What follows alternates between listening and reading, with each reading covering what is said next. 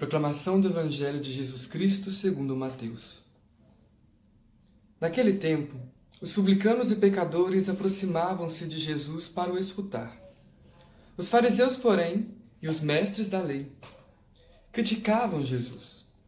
Este homem acolhe os pecadores e faz refeição com eles. Então, Jesus contou-lhes esta parábola. Um homem tinha 2 filhos. O filho mais novo disse ao pai: Pai, dá-me a parte que me cabe da herança. E o pai dividiu os bens entre eles. Poucos dias depois, o filho mais novo juntou o que era seu e partiu para um lugar distante. E ali esbanjou tudo numa vida desenfreada. Quando tinha gasto tudo o que possuía, houve uma grande fome naquela região, e ele começou a passar necessidade. Então foi pedir trabalho a um homem do lugar, que o mandou para o campo cuidar dos porcos. O rapaz queria matar a fome com a comida que os porcos comiam, mas nem isso lhe davam. Então caiu em si e disse: Quantos empregados do meu pai têm pão com fartura, e eu aqui, morrendo de fome? Vou me embora. Vou voltar para o meu pai e dizer-lhe: Pai, pequei contra Deus e contra ti. Já não mereço mais ser chamado de seu filho. Trata-me como um dos teus empregados. Então, ele partiu e voltou para o seu pai. Quando ainda estava longe, seu pai o avistou e sentiu compaixão. Correu-lhe ao encontro, abraçou-o e cobriu-o de beijos. O filho então lhe disse: Pai, pequei contra Deus e contra ti. Já não mereço ser chamado de teu filho.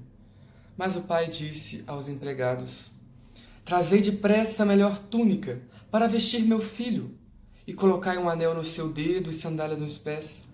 Trazei um novilho gordo e matai-o. Vamos fazer um banquete. Porque este meu filho estava morto e tornou a viver. Estava perdido e foi encontrado. E começaram a festa. O filho mais velho estava no campo. Ao voltar, já perto de casa, ouviu música e barulho de dança. Então chamou um dos criados e perguntou: O que está acontecendo? O criado respondeu: É teu irmão que voltou. Teu pai matou o novilho gordo porque o recuperou com saúde. Mas ele ficou com raiva e não queria entrar. O pai, saindo, insistia com ele.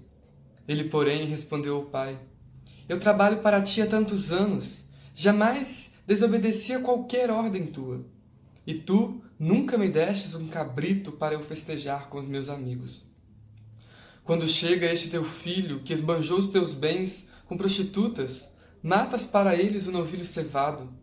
Então o pai lhe disse: Filho, tu estás sempre comigo, e tudo o que é meu é teu. Mas era preciso festejar e alegrar-nos, porque este teu irmão estava morto e tornou a viver. Estava perdido e foi encontrado.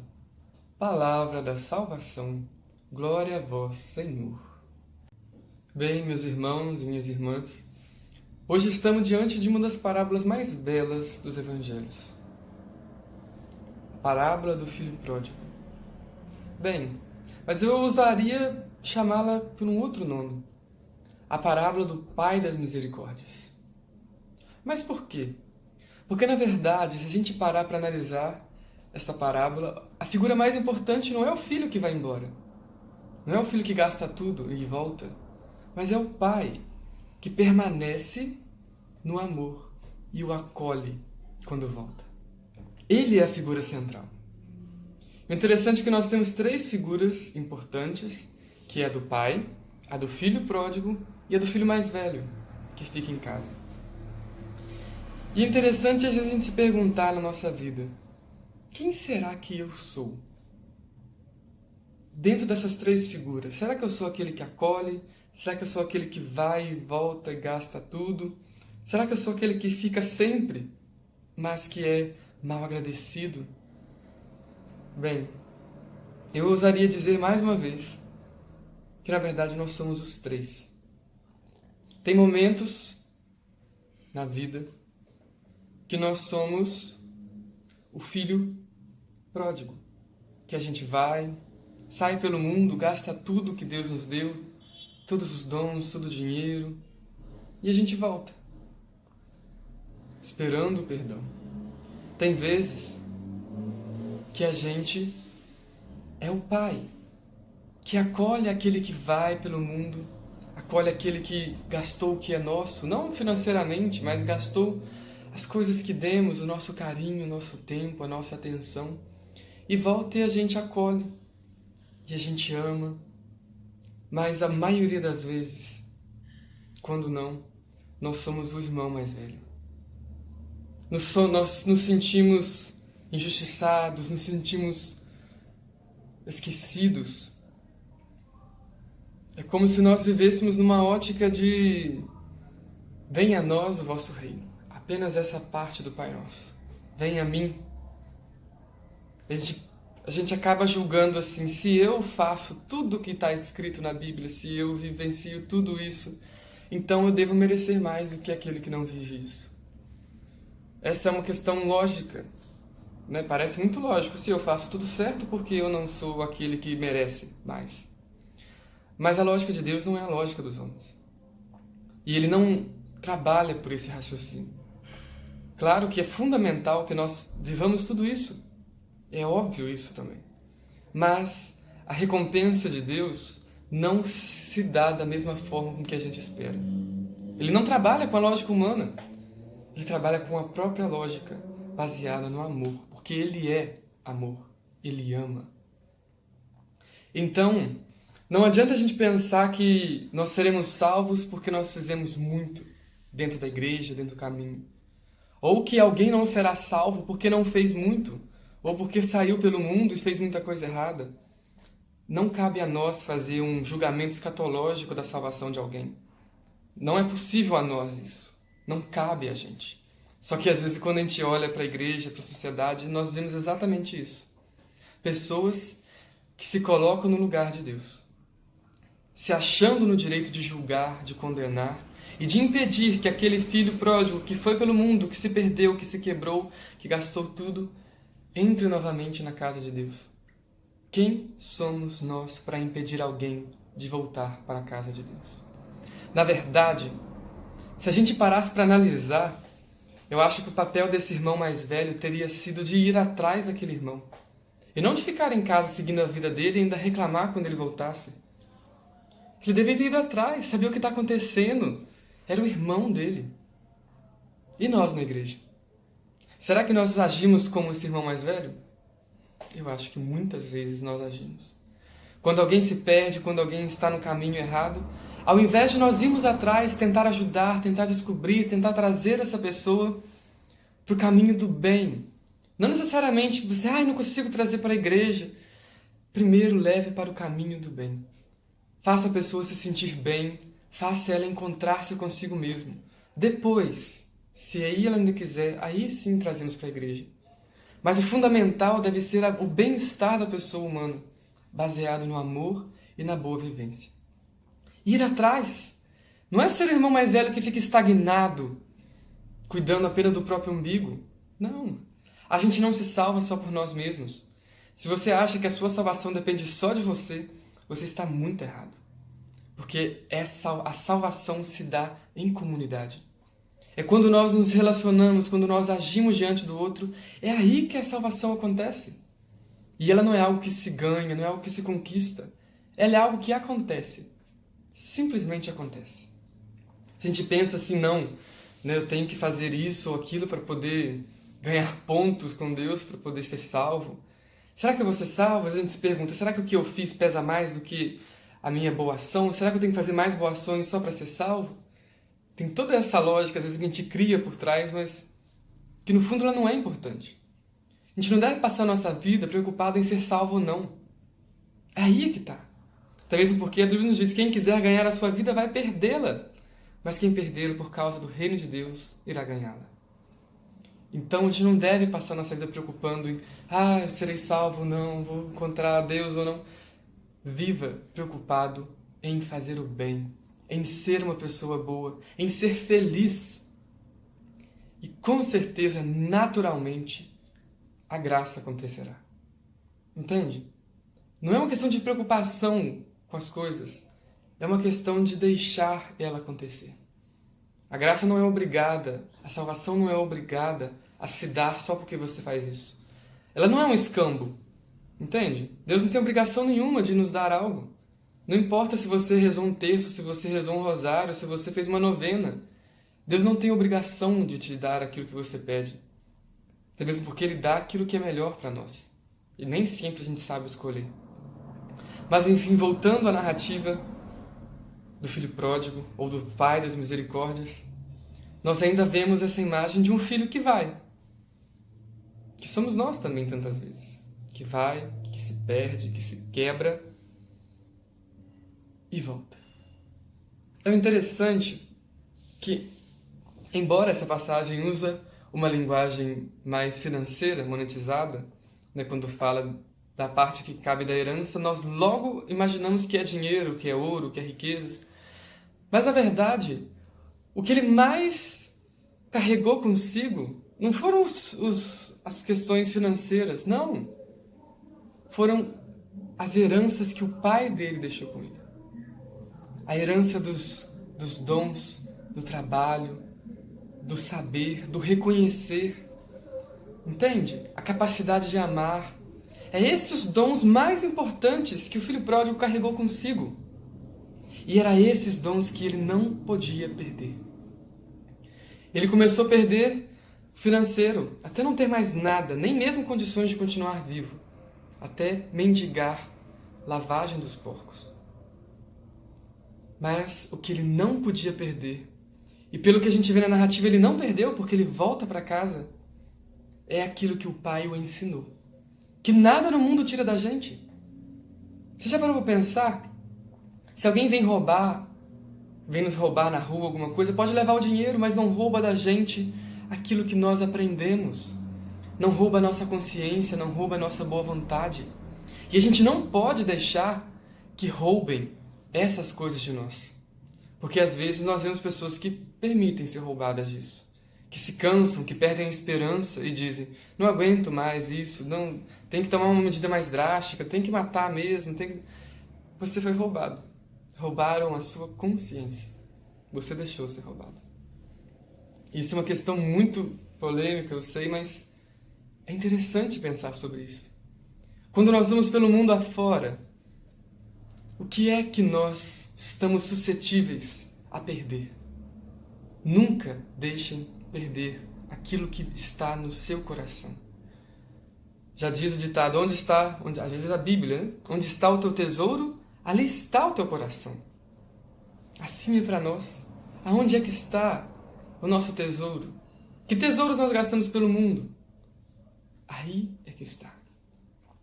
E aí, seguindo, ele toma consciência de que ele sofria muito e de que ele se lembra: meu pai não trata um servo assim. Nem sequer um servo ele trata assim. Olha que interessante. Ele percebe que o amor do pai dele é maior do que todas as riquezas que ele gastou.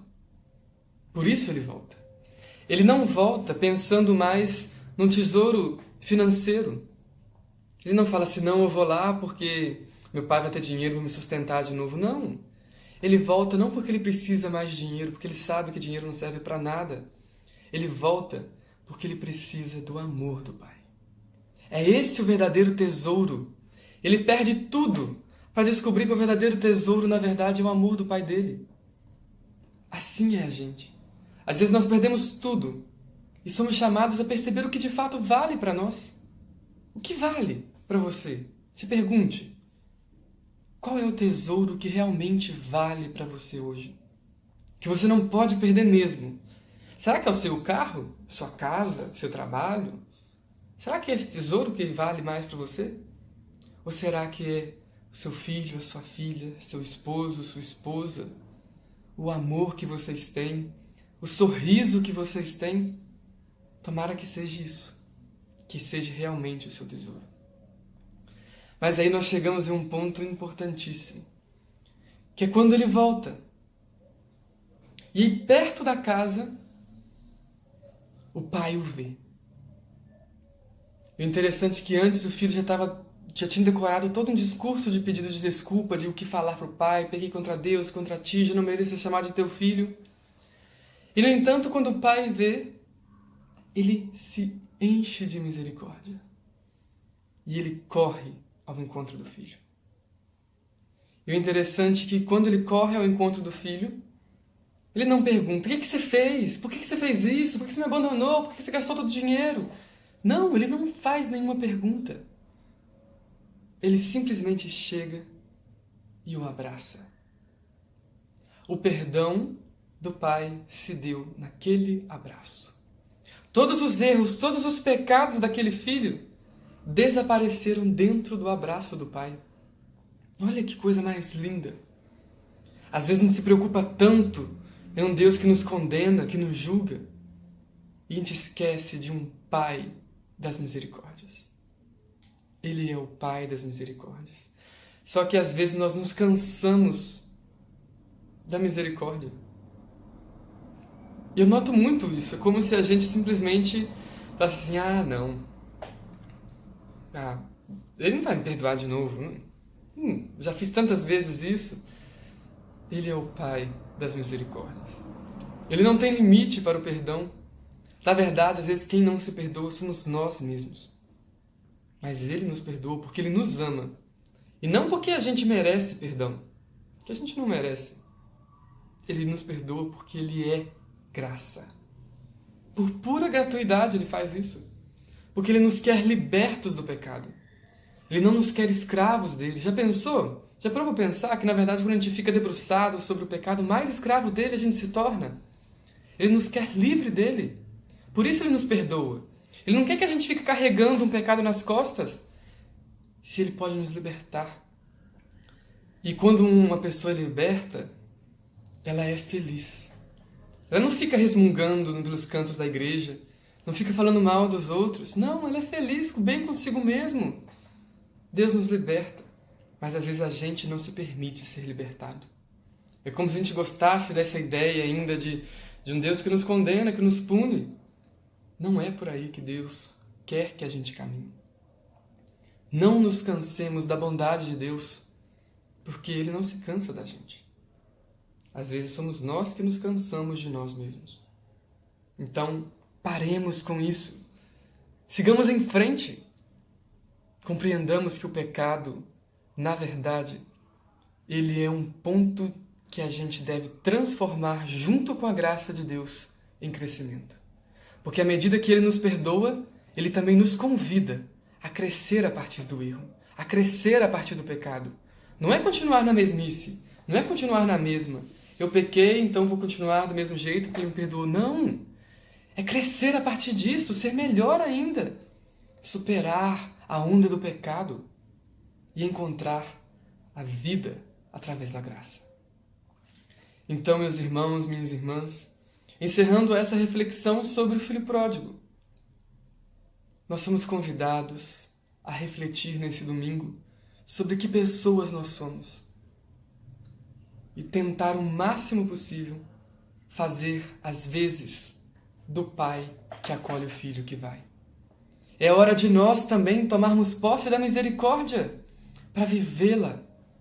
Às vezes nós olhamos para a misericórdia como algo distante, como algo muito bonito de se falar, algo utópico. Mas na hora da gente viver, a gente relativiza. A gente diz: hoje não. Não estou afim de me desgastar ajudando alguém, não. Eu ajudo, não resolve nada. A gente sempre cria artimanhas para poder não ser misericordioso. Às vezes nós nos deixamos levar pelo ódio, pela raiva. E na hora de ser misericordioso, a gente não age. Então, meus irmãos, minhas irmãs, se inspire no Pai das misericórdias. É hora de ser misericordioso. É agora. Porque a salvação se dá à medida que nós vivemos a misericórdia. Porque também nós somos destinatários da misericórdia de Deus. E podemos ser transmissores dela através de um sorriso, através de uma ajuda, através da alegria de ser cristão, através da alegria de ser perdoado e libertos do pecado. Não importa o que você já fez na sua vida. Não importa. O que importa é a sua vontade de continuar no caminho do bem. Isso não é relativizar, falar assim, então qualquer coisa que você fez sempre é tempo de conversão. A gente pensa que um pecado faz a gente se perder para sempre. Mas acreditar nisso é a pior armadilha do mal. A gente deve sempre acreditar que a gente consegue voltar para o caminho do bem. E que nós podemos ajudar as pessoas a fazerem isso. Ou que nós podemos ser ajudados a voltar para esse caminho. Não seja vencido pelo cansaço, pelo desânimo. Não se permita ser vencido por isso. Seja sempre feliz, através da alegria que Deus nos dá de sermos libertos e de viver a salvação. É hora de voltar para casa. É hora de ser acolhido nos braços do Pai das Misericórdias. É naquele abraço que nós nos sentimos completos novamente, que nós somos perdoados, que nós nos sentimos amados. E a partir daquele abraço, nós entendemos que não podemos mais ficar em silêncio. É hora de abraçar aos outros também e transmitir a mesma misericórdia, a mesma compaixão, o mesmo amor. Meus irmãos, minhas irmãs, fiquemos com Deus e pensemos sobre isso. É hora de viver a misericórdia. A Quaresma nos convida a isso. Tempo de voltar para casa, tempo de viver a conversão e tempo de entender o que Deus quer da gente. Para que assim, todos nós juntos possamos viver bem a Páscoa e a feliz ressurreição de Jesus e pela qual todos nós somos convidados a viver um dia. Que Deus nos abençoe em nome do Pai, do Filho e do Espírito Santo. Amém.